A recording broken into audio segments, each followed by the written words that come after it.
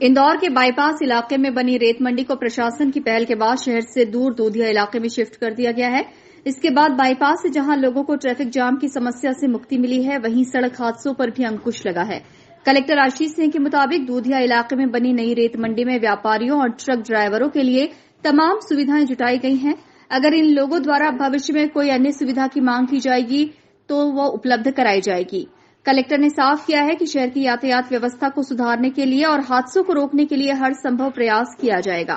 देखिए, रेती मंडी से संबंधित बहुत दिनों से सालों से एक शिकायत चली आ रही थी, जिसको लेके सभी से चर्चा करके हम लोगों ने रेती मंडी का एक स्थान फिक्स किया और जो एसोसिएशन थी उनसे बातचीत करके वहां पर सुविधाएं विकसित करी और उसको शिफ्ट भी करा दिया गया है। तो निश्चित रूप से जो बहुत सालों से एक शहर को परेशानी का सामना करना पड़ता था, जो डंपर सारे बाईपास पे देवगढ़े के आसपास खड़े रहते थे, उनसे न केवल ट्रैफिक को असुरक्षा उत्पन्न होती थी, बल्कि ट्रैफिक में कहीं न कहीं वो बाधा भी बनते थे और सुरक्षा की दृष्टि से भी घातक थे।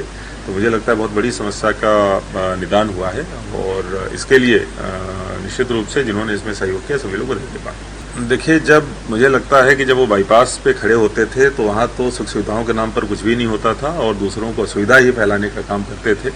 और जहाँ पर हम लोगों ने उनको खड़ा किया है वहाँ पर लेवलिंग भी करी है, लाइट की व्यवस्था भी करी है। अगर अन्य कोई भी मांग करी जाएगी उनके द्वारा तो मुझे लगता है वो लोग स्वयं सक्षम हैं। शुल्क भी उनके द्वारा कुछ निर्धारित करके और उस शुल्क से वहाँ का विकास कराया जा सकता है। जो पहले जैसे खड़े होते थे उससे तो बहुत अधिक सुविधाएं उनको अभी प्राप्त हो। आपको बता दें कि पूर्व में लगने वाली रेत की मंडी में कई ट्रक बाईपास की सड़क घेर कर ही खड़े रहते थे, जिससे कई बार हादसों की स्थिति बनती थी। लेकिन प्रशासन की एक अच्छी पहल के बाद अब हादसों को रोकने में मदद मिलेगी।